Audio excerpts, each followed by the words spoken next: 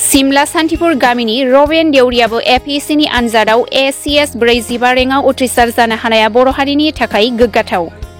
बाक्सा जिल्लानि सिमला थानानि सिङाव थानाय सान्तिपुर गामिनि रबेन देउरियाबो एपीएससीनि आनजादाव एसीएस 45 रेंकआव उथ्रिसार जानो हानाया बर' हारिनि थाखाय गोग्गाथाव बाथ्रा। रबेन देउरिनि जोनोमगिरि बिफानि मुङा रुंसारि सदानन्द देउरि आरो जोनोमगिरि बिमानि मुङा धनेश्वरी देउरि। फोरमायथिनाय बादिब्ला रबेन देउरिया इन्डियान नेभियाव 15 बोसोर सोरखारि मावनानै 2023 मायथाइयाव आजिरा लायो। रबेन देउरिया नेभियाव सरखारि मावबाय थानाय समावनो यूपीएससी आरो एपीएससीनि थाखाय गोख्रों नाजाबोबाय थाखादोंमोन। गिबियाव बिथाङा यूपीएससी आनजादाव जिरायनाय समाव फेलें जादोंमोन। बिनि उनाव एपीएससी आनजादाव खनसे जिरायो, बेवहायबो फेलें जानायनि उनाव 2023 मायथाइयाव खुंफुंजानाय एपीएससी आनजादाव गोख्रों गोसो लानानै नैथि खेब एपीएससी आनजाद होनायाव गोख्रों नाजानायनि गेजेरजों थांनाय 5 दिसेम्बर खालाराव फोसावजानाय एपीएससीनि फिथायाव एसीएस 45 रेंकआव उथ्रिसारनो हादों। रबेन देउरिनि एसीएस 45 रेंकआव उथ्रिसारनो हानायखौ लानानै सिमला बुरा गसाइसंग गामि आफाद कक्लाबारि समबाय समति सिमलानिफ्राय आर'नाइजों मान बावफैदों। बे मान बावनाय समाव सिमला बुरा गसाइसंग गामि आफादनि आफादगिरि निउस बसुमतारी, गाहाय नेहाथारि धोरोमसिं बर', कक्लाबारि समबाय समति सिमलानि आफादगिरि कनिन बर', नेहाथारि बसन्त बर' बिथांमोना। आगोलाव माबाफोर मावखायोमोन नामा बिथाङा? ओरैनो फरायदोंमोन, निपिआव मावदोंमोन। ओमफ्राय बाबुआ बोरै मोनलांनो आं मिथिया बाबु। माबायदि फोरोंबोनाय बेखौ? जोंहानि फिसालाया बुरजा मानि बाबु। 7 जन एसराखानिया मोजां जादों आरो एखासे निपिआव मावनायाबो। खै नाम्बार फिसाला बियो? 5 नाम्बार। इनिफ्राय आरो खासे पुलिसा 6 नाम्बार। पुलिस मावनाय दं खासे एदे एखे आरो समान। 7 जननि खानैया मोनदो आरो इसोर ओरै केसआव मावो खानै। रबेन देउरिया गथ' गथाय साबेसे दं? 2 हिनजावखा। हिनजावखा 2। नोंसोरो बिसोरखौ लानानै माबा मोनसे सिमां दंखायोमोन नामा? इसोर हानाया गाहामखा फरायनायावबो, बिफायाबो मोजां होनखादो इसोर हानिखौ फरायनांगौ। इसोरखौ हाई सेकेन्डारि फरायनो होदो, ओइ खथायब्रि हाई सेकेन्डारियाव। बे खथायब्रि हाई सेकेन्डारि मेट्रिक पास खालायनानै कम्पिउटार मोनदो बरपेटायाव। मोननानै जाहानि मालिकआ अखुब जादो, जाना थैनानै बाबा आरो दा मोनफिनबाय मोनसेयाव। जितु नेभिनिफ्राय रिटायार लाना फैदो। फैदो जोंनि न'आ खथायबारियाव। बाबा इयाव थाफायदो, दाना दा मोनबाय इयाव थाफायना। जोबोद फिसालाखौ फोरोंनायाव माबायदि खस्थ' खालामामोन नोंथाङा? बाबु खस्थ', जोंनिया खस्थ' जादों फरायनायाव। फिसाला 7 जनखौ जों जेला मेरला फेदेरबाय। सिगां दिनाव एसे फैसा नाङाखैना, आरो जों इसोरनो एसे फैसा होनो हायाखै। गावसोरनो ओरैनो फरिदो खस्थ' खालायना। गस्ला जराफा दोनो हानि पुलिसनि होदो फरिदो। दे बाबु।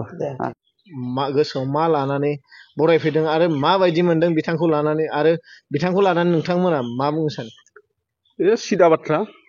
बिथांखौ लानानै जोङो दा सिमला गामिनिफ्राय सासे मख'जाथाव बरायजाथाव सुबुं ओंखारबाय होननानै जोंहा गोग्गानाय फैदों। आरो लोगोसे बिथाङा इयुनाव जोंनि गामिनि गासै सेंग्रा सिख्ला बा उनथिबोनाय लाइमोनफोरखौ जाहाथे थुलुंगा होनो हायो। आरो मिथिं दावथिंफोराव थांनानै दाने जों जेब्ला बायदिसिना उत्सब फाथिगोन, बेफोराव जुदि थांनानै बिथाङा बिथोन होयोबा, सुबुरुन होयोब्ला जों गोजोननाय मोनगोन।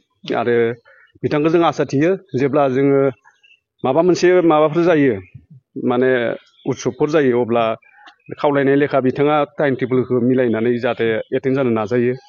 आरो लोगोसे जौगाबोनाय लाइमोन सेंग्रा सिख्लाफोरखौ जाहाथे थुलुंगा होनायाव हेफाजाब होयो, बेनि थाखाय जोङो गोसोजों हांख्रायनाय थाबाय। आरो कक्लाबारि सिमला ओनसोलनि थाखाय बे थरसे अलंबार नामा? इनिथ' बिदि बुंद्रायनाय जायाना, खमबावसो इदिया। अलंबाराथ' आजिखालि दा बुहुद ओंखारबाय, थेवब्लाबो दा जोंनि एरियायाव बिथाङादि सासे जानानै फैनो हाबाय, बिनि थाखाय बिथांनिसिम जों रोजा रोजा साबायखर होबाय गामिनि जानानै। दा आं बेखिनिखौनो खावलायो। बेजों लोगोसे न'खरनिबो लाबोबाय, गामिनिबो लाबोबाय, जायगानिबो लाबोबाय, बे ओनसोलनिबो मख'जाथाव सासे सुबुं जाना थानायजों लोगोसे बिथाङा आरो जोंखौबो जाहाथे बावनो नाङा रायजो राजाफोर। आरो जोङो मिथिनो मोन्दों बिथाङा माथो नेभिनि रिटायार लाबोनानैबाबो बिथाङा एपीएससीआव क्वालिफाइ जानो हादों एसएस रेंकआव। मा फोरमायगोन? जायखिजाया खामानियाव मुखुब जानानै थाब्ला बेयाव बे मोनसेल' खामानियाव मुखुब जानानै थाबाय थानांगौ बिनि बाथ्रा फैया। सोलोंथाइया जिहेतु जोबनोबो थाङा सोलोंथाइया आरो जोबथाबो गैया होननानै बुंनाय जादों दा बे बिथाङानो फोरमान जाबाय दि माबा मोनसे साख्रियाव बा माबा मोनसे खामानियाव मुखुब जाना थाबानो दि गुबुन मोनसे खामानि मावनो हाया बेखौ बिथाङा फोरमान होबाय दा आरो जायफोरा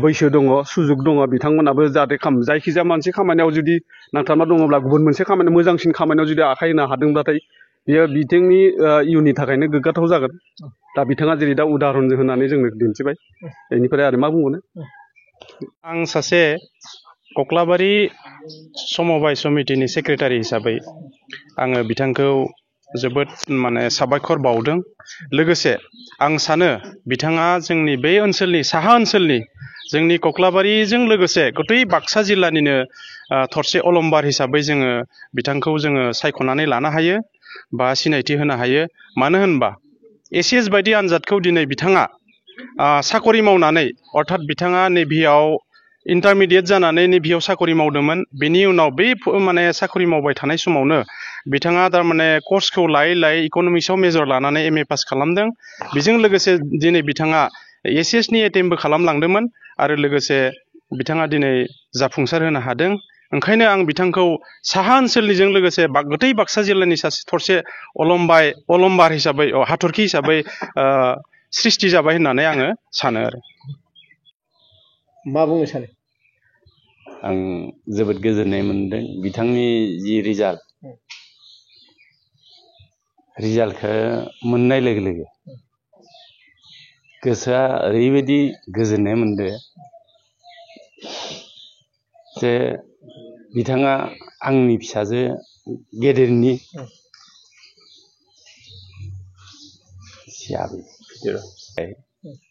आं गावनि असे फिसाला गेदेर बायदि मोनदों जोबोद बाख्नायथाव जिहेतु नेभियाव बिथाङा रिटायार लानानै फैनानैब्लाबो दि उथ्रिसार जानो हाबाय एसेबां गेदेर एग्जामखौ माबायदि मोनखो आं जोबोद गोजोनदों बिथाङा ओरैबायदि खस्थ' खालामदों आं दा बुंनो थाङोब्ला बिथांनि जिथु लाइफ बिथाङा इन्टारमिडियेट जानानै बिथाङा नेभियाव साकरि मोनदों आरो बे साकरि काल अबस्थायावनो बिथाङा जे ओरैबायदि गोसो होनानै फरायनानै मास्टार डिग्रिखौ पास खालामबाय इक'नमिक्सआव मेजर लानानै बिथाङा पास खालामबाय आं बिनि थाखाय बिथांखौ बहुद साबायखर बावदों आरो लोगोसे बिथाङा जे साकरि काल अबस्थायावनो जे इमान माने गेदेर थांखि लानानै माने एग्जामखौ सिरि सिरि होबाय दं बेखौबो आं जोबोद माने बाख्नायदों आरो जों माने ओरैबायदि हेल्प खालामनो बिथाङा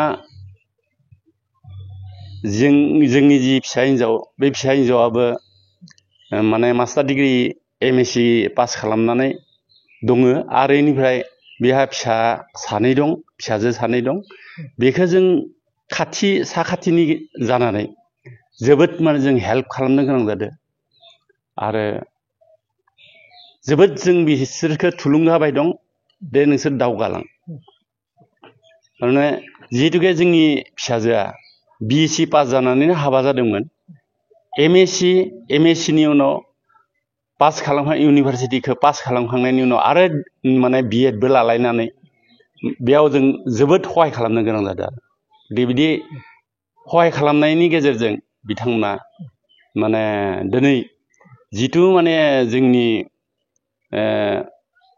साननायनिख्रुइ जे बिथाङा गाव बांसिन साननानै जे उथ्रिसार जानो हादों बेखौ आं रोजा रोजा बिथांखौ साबायखर बावदों आरो बिथाङा जे इमान खस्थ' खालामनो हादों बेखौ आं जोबोद गोजोननाय मोनदों आरो